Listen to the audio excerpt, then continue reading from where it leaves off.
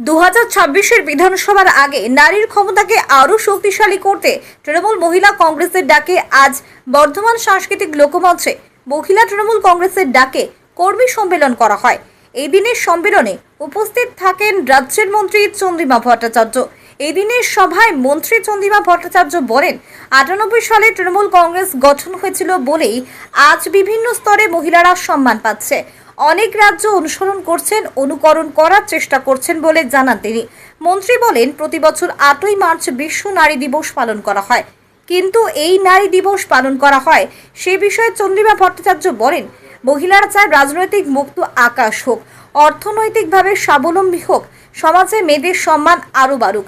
যেখানে উন্নত দেশ বলে বলা হয় সেখানেও নারীরা সম্মান পায় না বলে জানান তিনি। আমাদের নেত্রী মমতা বন্দ্যোপাধ্যায় আমাদের নারীদের সর্বোচ্চ অধিকার দিয়েছেন বলে আমরা নারী দিবস পালন করি।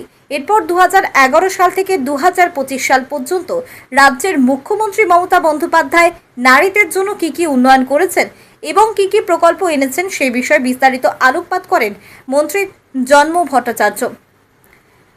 এই দিনের সভায় উপস্থিত ছিলেন বর্ধমান জেলা তৃণমূল কংগ্রেসের সভাপতি রবীন্দ্রনাথ চট্টোপাধ্যায়, বর্ধমান দক্ষিণের বিধায়ক খোকন দাস, বর্ধমান শহর মহিলা সভানেত্রী নীলা মুন্সি সহ বর্ধমান দক্ষিণ বিধানসভার মহিলা তৃণমূল কংগ্রেস কর্মীরা।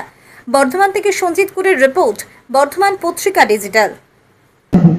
98 সালে তৃণমূল কংগ্রেস তৈরি হয়েছিল বলে তাই বিভিন্ন স্তরে আজকে মহিলারা সম্মান পাচ্ছেন। অনেক রাজ্য অনুসরণ করছে, অনুকরণ করার চেষ্টা করছে। আমরা তাদের সঙ্গে কিভাবে আমাদের দলের পার্থক্য এবং এই রাজ্যের পার্থক্য সেটাও আমরা পরবর্তীতে ছোট করে আমরা সেই আলোচনায় যাব। কিন্তু তার আগে বলবো যে আমরা কিসের জন্য লড়াই করি। আপনারা তো প্রতি বছর আমরা সবাই মিলে 8ই মার্চ নারী দিবস করি। আপনাদেরও বলা হয়, আপনারাও রাস্তায় নামেন। সারা বিশ্ব জুড়ে নারী দিবস হয়। মেয়েরা কি চায়? মেয়েরা চায় রাজনৈতিক আকাশটা উন্মুক্ত হোক, অর্থনৈতিকভাবে স্বাবলম্বী হোক, এবং এই দুটো সম্মান যদি পাওয়া যায় তাহলে তৃতীয় সম্মান অর্থাৎ সামাজিক সম্মান এটা অনুসরণ করে, সমাজে মেয়েদের সম্মান আরো বাড়ে। তার জন্য লড়াই কিন্তু সারা বিশ্বব্যাপী। আজও নারী দিবস হয়। তার মানে কি? উন্নত দেশ যারা নিজেদের পরিচয় দেয় উন্নত দেশ হিসাবে, তাদের সেখানেও কিন্তু সেসব দেশেও নারীরা সম্পূর্ণ সম্মান পায়নি এখনো অবধি।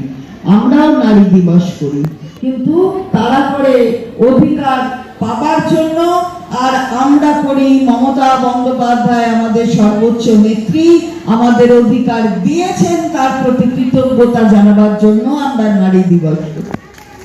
1946 সালের 9 ডিসেম্বর সংবিধান তৈরি করার জন্য একটা কনস্টিটিউয়েন্ট অ্যাসেম্বলি অর্থাৎ গণপরিষদ বসেছিল এবং একটা খসড়া তৈরি করার কমিটিও তৈরি করা হয়েছিল গণপরিষদের মধ্যে থেকে যারা ছিলেন তাদের নিয়ে। আমাদের গর্ব যে 1946 সালে সেই গণপরিষদ যার নেতৃত্বে ছিলেন ডক্টর রাজেন্দ্র প্রসাদ, তাতে 15 জন মহিলা ছিলেন।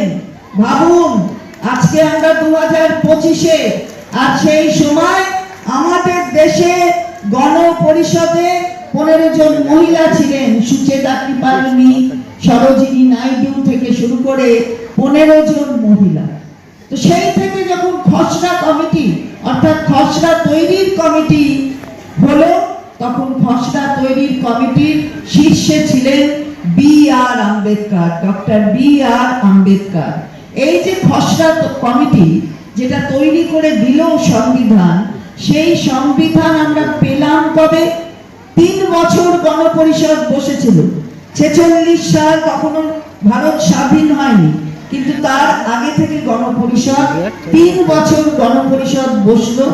আমরা সংবিধান পেলাম 26শে নভেম্বর 1949।